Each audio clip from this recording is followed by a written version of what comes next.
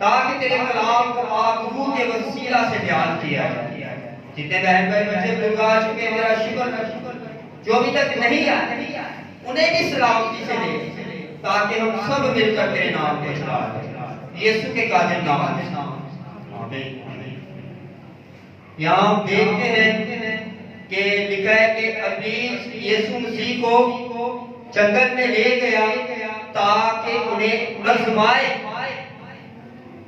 मैं समझता हूँ कि जब से इसे गिराया गया है आसमान से, तब से लेकर अब तक वो इसी कोशिश में है कि किस तरह खुदावंद के लोगों को खुदावंद से जुदा करे, फाड़ दे, हलाक कर दे, और उस बादशाह से जो खुदावंद यीशु मसीह ने हमारे लिए बनाई है उसे खारिज कर दे, बल्कि हलाकत में डाल दे, जहां आंखों का रोना और दांतों का पीसना है।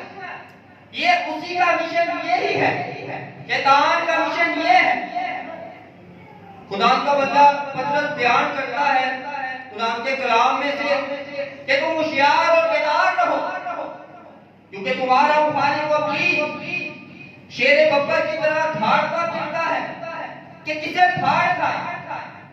शैतान जो कि ताक लगाए बैठा है और वो इसी मौके की तलाश में है कि किस तरह खुदावंद के लोगों को खुदावंद से जुदा करे।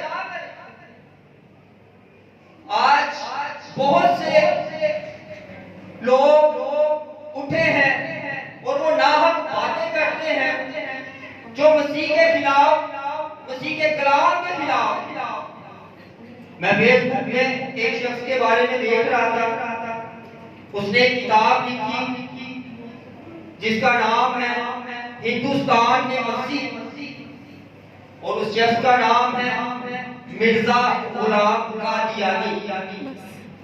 मिर्जा गुलाम कादियानी अपनी किताब में लिखते हैं कि मसीह यीशु मसलूब नहीं हुआ और ना ही वो मुर्दों में से जिंदा हुआ, बल्कि जब उन्हें सलीब से उतारा गया तो वो अलूहियत में पूरी तरह होश में नहीं थे। फिर वहां से उन्होंने खिदमत का आगाज शुरू किया। बहुत से ममालिक का जिक्र किया उसने, जिसमें हिंदुस्तान है, पाकिस्तान है और कश्मीर है, बांग्लादेश है। और उसका कहना है कि उन्होंने कश्मीर में अपनी रिहाइश पजीर इख्तियार की, वहां उन्होंने शादी की, वहां उनके बच्चे हुए। और ईसा खेली का जो कबीला है, आप सब जानते होंगे ताऊ का ईसा खेली को, उसका कहना है कि वो भी उन्हीं की नस्ल से, और वो 120 बरस तक हयात रहे, और 120 बरस के बाद उनकी वफात हुई। और पूरी किताब में यही जोर देता आया कि वो मसलूब नहीं हुए और ना ही वो मुर्दों में से जिंदा हुए। लेकिन मुकद्दस पालूस रसूल बयान करता है कि अगर मसीह यीशु मुर्दों में से जिंदा ना होते तो हमारा मुनादी करना बेफायदा था। अगर मसीह यीशु मुर्दों में से जिंदा ना होते तो हमसे बड़ा बदनसीब कोई नहीं। अगर मसीह यीशु मुर्दों में से जिंदा ना होते तो मुझसे बड़ा झूठा कोई नहीं जो इस वक्त मसीह की बाबत आपको बता रहा हूं। लेकिन दर हकीकत किताबे मुकद्दस के मुताबिक मसीह यीशु मसलूब हुए और किताबे मुकद्दस ही के मुताबिक मुर्दों में से जिंदा हुए, और वो आज भी जिंदा है और बात की दाहिनी हाथ बैठा है। जोरदार ताला हालेलुया हालेलुया। खुदावंद जो कि जिंदा खुदा और आज वो हमारे दरमियान में है। और ये बताने का मकसद ये है कि ऐसे लोग जो गुमराह करते हैं वो उठ खड़े हुए हैं ताकि लोगों को गुमराह किया जाए। लेकिन इनसे बचने के लिए मसीह यीशु ने हमें सिखाया कि किस तरह ऐसे लोगों से, इब्लीस से हमें बचना। जब जंगल में इब्लीस से इब्लीस यीशु मसीह को आजमाने के लिए ले गया, तो यीशु मसीह से कहा कि अगर तू खुदा का बेटा है तो इस पत्थरों से फरमा कि रोटियां बन जाए। अगर यीशु मसीह फरमाते तो क्या वो रोटियां नहीं बनती? रोटियां बनती। पर यीशु ने क्या कहा? यीशु ने इब्लीस से कहा, लिखा है कि इंसान सिर्फ रोटी ही से जीता। यीशु मसीह ने कलामे मुकद्दस से उसे हवाला दिया। अशीशा की किताब उसके 8वें बाब की 3री आयत में कलामे मुकद्दस का हवाला दिया उसे कि इंसान सिर्फ रोटी से जीता ना रहेगा, बल्कि हर उस बात से जो खुदा के मुंह से निकलती है। शैतान जो कि बड़ा चालाक है, बड़ा मक्कार है,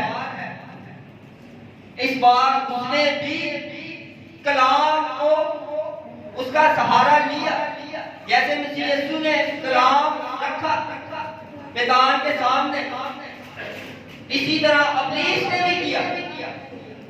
फिर लिखा कि वो उसे पाक शहर में ले गए और हैकल के कुकरे पर खड़ा करके उसने कहा, अगर वो खुदा का बेटा है तो अपने दाई नीचे गिरा, क्योंकि तेरी बाबत लिखा है। यीशु ने शैतान से क्या कहा? लिखा है। अब इब्लीस यीशु से क्या कहा कि तेरी बाबत लिखा है कि खुदा दुश्मनों को फरमान देगा कि तुझे हाथों पर उठा ले, ऐसा ना हो कि तेरे पांव को पत्थर से ठेस लगे। लिखा है, निकाल ज़बूर 91, ज़बूर की किताब निकाल। उसने कहा कि तेरी बाबत लिखा है। किसकी बाबत? तेरी बाबत। यीशु ने उसे क्या? ये भी लिखा है कि तू खुदा ने अपने खुदा की आजमाइश ना कर।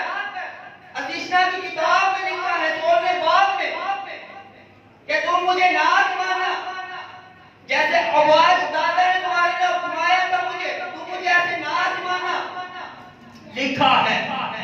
इस बार भी शैतान को मार दिया, फिर भी उसने कोशिश जारी रखी, हारा नहीं, हिम्मत नहीं हारी उसने 3री बार फिर खुदा यीशु को आजमाना चाहा। ठीक है कि वो बहुत बड़े पहाड़ पर थे और पल में दुनिया की शान शौकत उसे दिखाई, कहा कि सब कुछ तेरा हो जाए अगर तू झुककर मुझे सजदा करे। सब कुछ तो पहले से ही खुदा यीशु का है,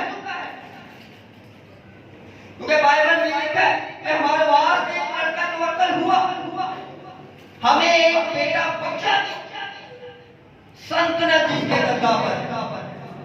और वो कह रहे थे सारी सल्तनत, ये सारी दौलत तुझे दे दूंगा, लेकिन ये तो ऑलरेडी यीशु ही की है, क्योंकि बाइबल बयान करती है कि सल्तनत उसके कंधा पर है।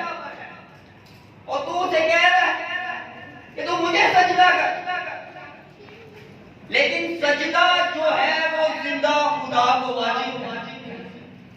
यीशु ने सजदा नहीं किया तो और ना ही दौलत को देखा, बल्कि खुदा के कलाम को देखा, फरमाबरदारी को देखा जो बाप से उसे मिली थी। वो फरमाबरदारी में कायम रहा, शैतान को मार दी। क्या कि कुछ वक्त के लिए शैतान उसे छोड़ के चला गया।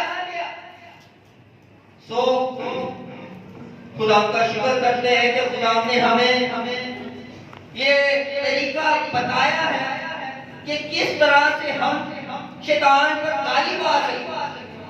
खुदा के कलाम के वसीला ही से हम शैतान पर गालिब आ सकते हैं। खुदा का कलाम हमें सिखाता है, जब हम उसके कलाम को सुनते हैं, उसके कलाम पर अमल करते हैं और उसके कलाम को अपने दिल में रखते हैं, तो फिर शैतान का हम मुकाबला कर सकते हैं। खुदा उनके कलाम में था। सो मैं खुदा का शुक्र करता हूँ कि खुदा ने मुझे ये फजल बख्शा कि मैं खुदा के कलाम को आप तक पहुँचा सका, क्योंकि मैंने स्टडी नहीं की थी। ये मैसेज काफ़ी लंबा था, लेकिन मैंने स्टडी ना करने की वजह से इतना सा आपके सामने पेश किया है। खुदा आप सबको इस कलाम के वसीला से